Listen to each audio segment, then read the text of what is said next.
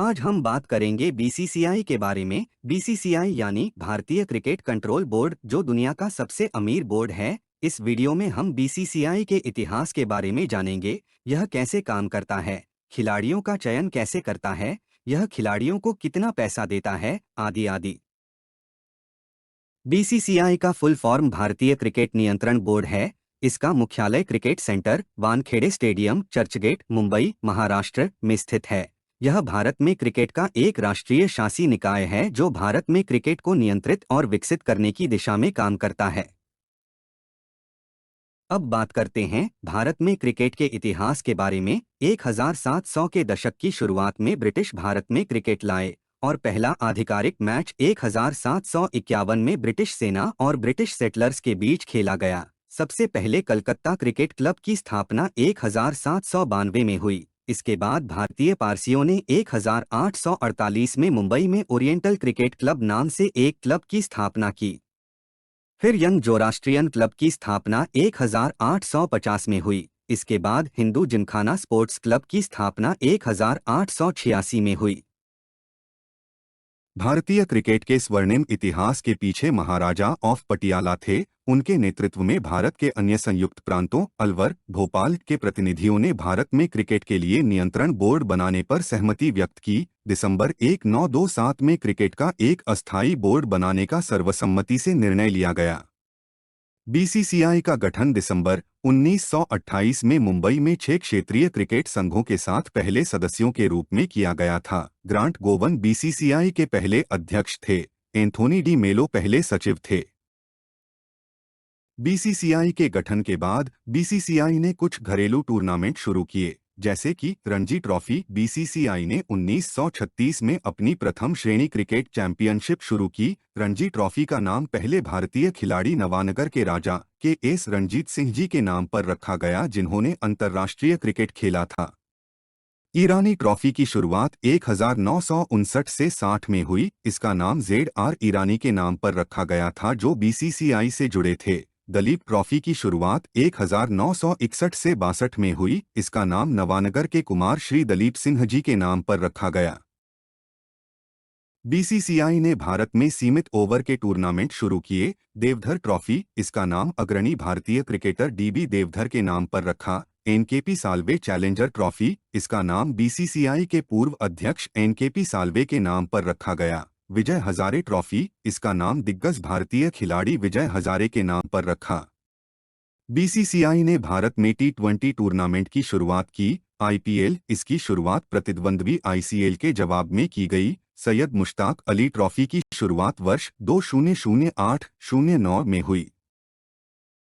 BCCI के मुख्य कार्य इस प्रकार हैं। भारत में क्रिकेट के खेल को बढ़ावा देना, खेल को बढ़ावा देने के लिए आवश्यक उपाय प्रदान करना, खेल में खेल भावना और व्यावसायिकता के लिए प्रयास करना, भारत का प्रतिनिधित्व करने के लिए टीमों, प्रबंधकों और प्रशिक्षकों का चयन करना। इसके अलावा यह निम्नलिखित भारतीय टीमों का प्रबंधन करता है जो अंतर्राष्ट्रीय स्तर पर भारत का प्रतिनिधित्व करती हैं। पुरुषों और महिला राष्ट्रीय और अंडर-19 क्रिकेट टीम। यह भारत ए बनाम भारत बी टीम विकसित करने की भी सुविधा प्रदान करता है। बीसीसीआई द्वारा खिलाड़ी चयन प्रक्रिया। खिलाड़ियों का चयन भारतीय राष्ट्रीय क्रिकेट चयनकर्ताओं नामक एक समिति द्वारा किया जाता है, जिसे बीसीसीआई द्वारा नियुक्त किया जाता है। इस समिति में पूर्व क्रिकेट खिलाड़ी शामिल हैं और चयनकर्ता कहलाते हैं। चयनकर्ताओं का कार्यकाल 2 साल का होता है और प्रदर्शन के आधार पर इसे बढ़ाया जा सकता है।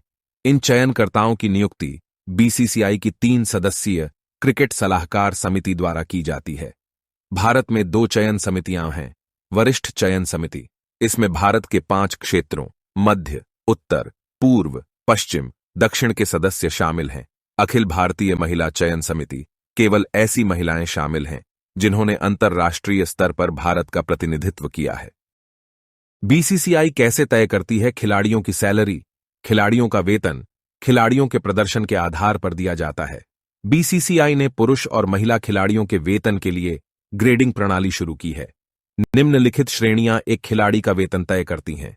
एज श्रेणी, एक खिलाड़ी सभी 3 प्रारूपों टेस्ट, ODI और T20 में खेलने में सक्षम है। ए श्रेणी, तीनों प्रारूप या 2 प्रारूप, लेकिन टेस्ट क्रिकेट अनिवार्य है।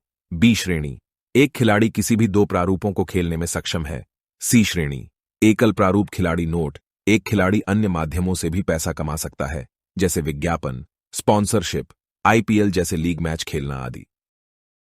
श्रेणी अनुबंध के अनुसार खिलाड़ियों का वेतन। अनुबंध के लिए खिलाड़ियों को उनके कौशल और योगदान के अनुसार वेतन दिया जाता है। अंतर्राष्ट्रीय मैचों के लिए पुरुषों का वेतन इस प्रकार है: ग्रेड ए 50 लाख रुपए, ग्रेड बी 30 लाख रुपए, ग्रेड सी 10 लाख रुपए। घरेलू मैचों के लिए पुरुषों का वेतन इस प्रकार है: 40 से अधिक मैच खेलने वाले खिलाड़ियों को 60,000 रुपए, 23 वर्ष से कम उम्र के खिलाड़ियों के लिए 25,000 रुपए, 19 वर्ष से कम उम्र के खिलाड़ियों के लिए 20,000 रुपए।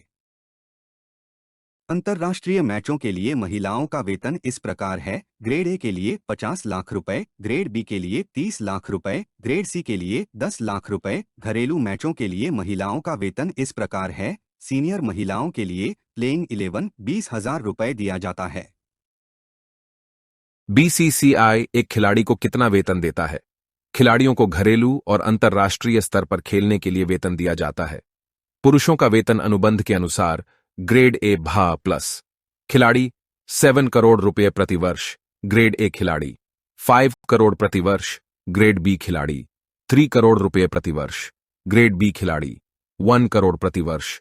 अनुबंध के अनुसार महिलाओं का वेतन ग्रेड ए खिलाड़ी 50 लाख प्रति वर्ष, ग्रेड बी खिलाड़ी 30 लाख प्रति वर्ष, ग्रेड सी खिलाड़ी 10 लाख प्रति वर्ष।